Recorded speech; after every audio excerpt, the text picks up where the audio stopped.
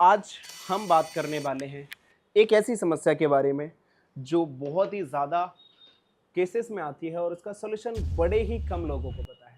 Phone हमारा completely switch off, shut down हो गया या कह लो कि डिस्चार्ज हो गया। जब फ़ोन डिस्चार्ज हो गया और उसके बाद हमने चार्जिंग पे लगाया, फ़ोन चार्ज नहीं होता। दूसरी चीज़, फ़ोन हमारा डिस्चार्ज हो गया तो कस्टमर भी हमें परेशान करता है।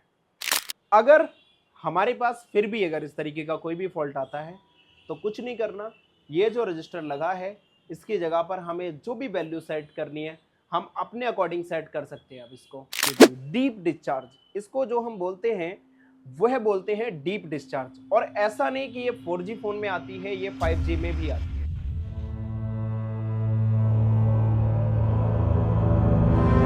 हेलो स्टूडेंट्स, तो कैसे हैं आप सभी लोग? आई होप आप सभी बहुत अच्छे होंगे। तो आज हम बात करने वाले हैं एक ऐसी समस्या के बारे में जो बहुत ही ज़्यादा केसेस में आती है और उसका सॉल्यूशन बड़े ही कम लोगों को पता है। प्रॉब्लम क्या है? फ़ोन हमारा completely switch off, shut down हो गया या कह लो कि डिस्चार्ज हो गया। जब फ़ोन डिस्चार्ज हो गया और उसके बाद हमने चार्जिंग पे लगाया, फ़ोन चार्ज नहीं होता। और जब चार्ज नहीं होता तो फिर हम क्या करते हैं, बैटरी को निकालते हैं, दोबारा से बूस्ट करके लगाते हैं और वो फ़ोन चार्ज हो जाता है। तो ये एक समस्या है जो हमें आती है, मतलब उस कंडीशन में हमें फ़ोन से बाहर बैटरी को निकालना पड़ेगा। दूसरी चीज़, फ़ोन हमारा डिस्चार्ज हो गया तो कस्टमर भी हमें परेशान करता है। तो ये प्रॉब्लम आती कहाँ से है और क्यों आती है? हमारे पास एक फ़ोन आया हुआ था, टेक्नो स्पार्क 8। उस फ़ोन में सेम प्रॉब्लम। कस्टमर का फ़ोन काफ़ी ओल्ड था और उनके पास ये प्रॉब्लम थी कि उनका फ़ोन स्विच ऑफ हो जा रहा था। और जब वो स्विच ऑफ हो जा रहा था तो उनको लगा के रखना पड़ता था, शायद कई बार 30 मिनट के बाद वो ऑन भी हो जाता था, लेकिन उनको ये समस्या बहुत बार देखनी पड़ी। डीप डिस्चार्ज, इसको जो हम बोलते हैं वह बोलते हैं डीप डिस्चार्ज। और ऐसा नहीं कि ये 4G फ़ोन में आती है, ये 5G में भी आती है। अब ये आती कहाँ से है उस तक चलते हैं। सबसे पहले हम आज जिस भी प्रॉब्लम के बारे में जान रहे हैं उसके बारे में समझते हैं। आज हम जानेंगे बैटरी डीप डिस्चार्ज और दूसरा लो बैटरी का रॉन्ग डिटेक्शन। कई बार आपको इसी लाइन से एक और प्रॉब्लम देखने को मिलेगी। वह प्रॉब्लम है कि आपको बैटरी के अंदर ना एक लो बैटरी का सिंबल दिखेगा और फोन ऑफ हो जाएगा। तो वो भी यहीं से आती है, अगर सेंस लाइन सारी ओके हैं तब। ठीक है, तो आज हम जानेंगे UVLO। अगर आप लोग इसका नाम पहली बार सुन रहे हो तो मैं आपको बता दूं, ये जितने भी मीडियाटेक के फ़ोन होते हैं सभी में होता है। अब सभी में होता है तो इसका क्या काम है और कैसे ये यूज़ किया जाता है। जैसे कि मैं यहाँ पर एक फ़ोन खोलता हूँ, कोई पहले 4G फिर 5G खोल लेते हैं। ठीक है, तो यहाँ पर एक फ़ोन हम खोलते हैं, Redmi Note 8 Pro खोल लेते हैं। इसके लेआउट में गए और साथ ही साथ हम चलेंगे इसके स्कीमेटिक में। और इस फोन के अंदर क्या होता है,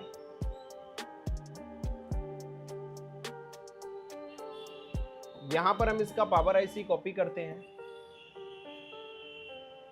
और यहां पर हम इसको नेक्स्ट करते हैं। तो नेक्स्ट करने पर हमें कुछ सेक्शन मिलते हैं।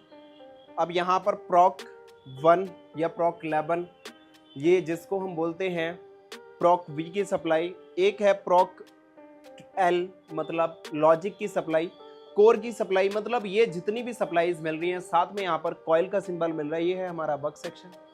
नेक्स्ट करते हैं VFE 2.8 या फिर किसी भी तरीके का LDO वगैरह का सेक्शन अगर दिख जाए तो ये है हमारा LDO सेक्शन। नेक्स्ट करते हैं, यहाँ पर अगर हम यहाँ पर देखेंगे तो ये है हमारा एक कंट्रोल सेक्शन जिसमें आपको रीसेट भी, watch dog, external PMIC PG मतलब पावर गुड। अगर ये लाइन नहीं आई तो हमारे फ़ोन में क्या प्रॉब्लम आएगी, फ़ोन डेड हो जाएगा। और किस तरीके से डेड होगा ये भी एक बड़ा सवाल है। हमें एक लाइन मिलती है UVLO, VTH। UVLO का मतलब होता है अंडर वोल्टेज लॉक आउट। इसकी नाम में इसका काम छुपा हुआ है क्योंकि हर एक इंसान का नाम उसके काम के ऊपर है। तो V का मतलब होता है बैटरी और TH का मतलब होता है देयर सोल। अब ये क्या काम करता है और यहां पर 200K की वैल्यू क्यों लगी है, अगर ये रजिस्टर निकल जाए तो हमें कितनी तरीके की समस्या आ सकती है, इस चीज को समझना हमारे लिए बहुत इंपॉर्टेंट है। और ये हमारे मीडियाटेक के हर एक फोन में होता है, ऐसा नहीं कि इसी फोन में, सभी फोन में ये होता है। ठीक है, तो अब हम बात करते हैं कि ये काम कैसे करता है और क्या इसको हमें समझने के लिए कितनी चीजों की जरूरत होती है। कुछ नहीं होता, एक पैरेलल कनेक्शन में लगा हुआ एक रजिस्टर होता है जो डायरेक्टली पावर आईसी से कनेक्टेड होता है। तो ये कैसे काम करता है, इसका काम समझते हैं। UVLO होता क्या है, अगर हम एक चीज समझें तो ये ना कंपनी का एक इसके लिए एक इन्होंने जो बनाया हुआ था, इसकी कंडीशन क्या होगी क्या नहीं होगी, लेकिन मेरे हिसाब से ये आपको समझ नहीं आएगा, बड़े बड़े टीचर्स को समझ नहीं आता। तो इसको समझने के लिए हमने कुछ थ्योरी का इस्तेमाल किया है। तो यहां पर अगर हम क्लिक करते हैं UVLO, तो UVLO क्या है, UVLO क्या होता है, तो यहां पर लिखते हैं UVLO एक प्रोटेक्शन फीचर है जो PM का मतलब power management IC integrated circuit में होता है।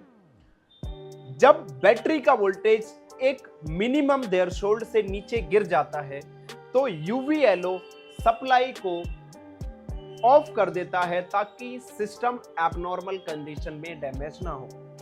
मतलब क्या है इसका मतलब यह है कि जब एक मिनिमम थ्रेशोल्ड, मान के चलो हमने हमारा एक अकाउंट है, उस अकाउंट में हमने बोल दिया कि इसमें अगर 50,000 से नीचे अमाउंट आता है, इतने अमाउंट को हमारा फ्रीज कर दो, अगर इससे नीचे अमाउंट आता है तो हमारा अकाउंट फ्रीज हो जाना चाहिए। तो ये एक थ्रेशोल्ड है मिनिमम। अब इसको कैसे हम यूज करते हैं वो समझेंगे। जैसे ही बैटरी वोल्टेज वापस सेफ रेंज में आता है, UVLO सप्लाई को ऑन कर देता है। मान के चलो वो मेरे 50,000 है, उसमें 10,000 प्लस हो गए तो वो 10,000 फिर हमारा अकाउंट चालू कर दे ताकि हम उसको यूज में ले सके। बैटरी लो होने पर सिस्टम को ऑटोमेटिकली प्रोटेक्ट करता है। बैटरी एकदम से लो हो गई, कई बार खराब बैटरियां होती हैं, एकदम से बैटरी लो हो गई तो हमारा सिस्टम डैमेज होने का भी खतरा है, तो उसको ऑटोमेटिकली प्रोटेक्ट करता है। उसके बाद अगर हम इसको जाने तो इसके अंदर अभी तो हमने समझा UVLO होता क्या है, अब हम समझेंगे MTK में UVLO का बिहेवियर कैसा है। यहां पर इसमें बिहेवियर भी दिखे कैसे ये बिहेवियर करता है। तो बिहेवियर को समझने के लिए हमें चलना होगा इसका टेबल के हिसाब से, हम बिहेवियर को समझेंगे। ये जो टेबल है, इस टेबल के अकॉर्डिंग हम बिहेवियर को इसके समझेंगे। कैसे, pin cell UVLO VTH pin, यहां पर क्या लिखा है, pin cell UVLO VTH pin. ठीक है, इसके अकॉर्डिंग समझते हैं। हाँ, एक पिन अवेलेबल है जो UVLO VTH जिसमें अलग अलग रजिस्टर लगाकर UVLO का थ्रेशोल्ड सिलेक्ट किया जा सकता है। मतलब ये एक पिन है और इसमें रजिस्टर लगाकर उस रजिस्टर की अलग अलग वैल्यू हम सिलेक्ट कर सकते हैं। ठीक है, उसके बाद UVLO ऑन, अगर UVLO ऑन है या फिर कह सकते हो हाई थ्रेशोल्ड है, UVLO पे एक वोल्टेज आ रही है, तो वोल्टेज की जो रेंज होगी 3.4 से लेकर 2.9, ये 0.1 स्टेप में सिलेक्ट हो सकता है। मतलब ये है एक पिन डिफरेंट रजिस्टर से, ये यहां पर ये जो लिखा है 0.1 वोल्ट स्टेप में ये सिलेक्ट हो सकता है। मतलब अगर 0.1 वोल्टेज कम हुआ ना तो भी ये अपने आप को बंद कर लेगा। तो ये इस तरह से एक इतना बढ़िया प्रोटेक्टेड सिस्टम है। उसके बाद UVLO ऑफ, UVLO ऑफ कब होता है, यहां पर ऑफ कंडीशन भी दी हुई है। इस टेबल को हम ऐसे नॉर्मली समझ पाते हैं तो नहीं समझ पाते। UVLO लो थ्रेशोल्ड, जब कंडीशन लो हो, लो का मतलब 2.5 से लेके 2.9 वोल्टेज से नीचे आ जाए, तब ये क्या करेगा, ऑफ कर लेगा। ठीक है। एक्यूरेसी, इसमें 50 मिली वोल्ट की एक्यूरेसी कम ज़्यादा हो सकती है।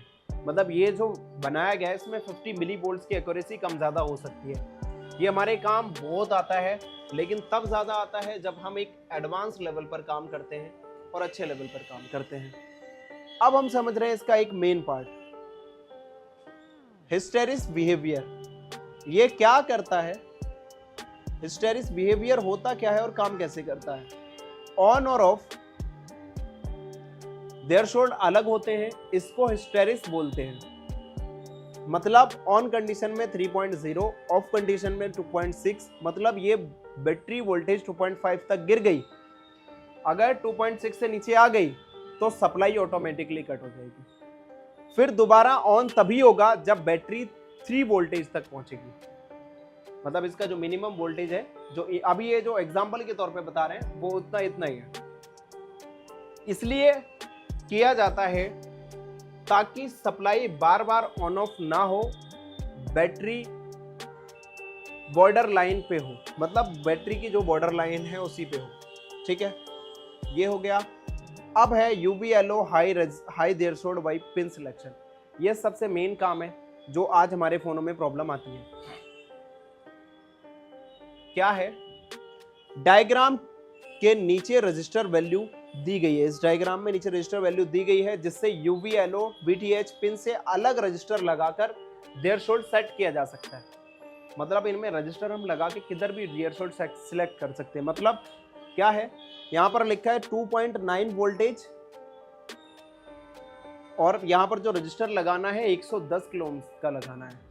तो यहाँ पर जब हम 110 किलो ओम से बड़ा लगाएंगे तो यहाँ पर ये क्या होगा, 2.9 वोल्टेज पे ये सिलेक्ट हो जाएगा। मतलब हाँ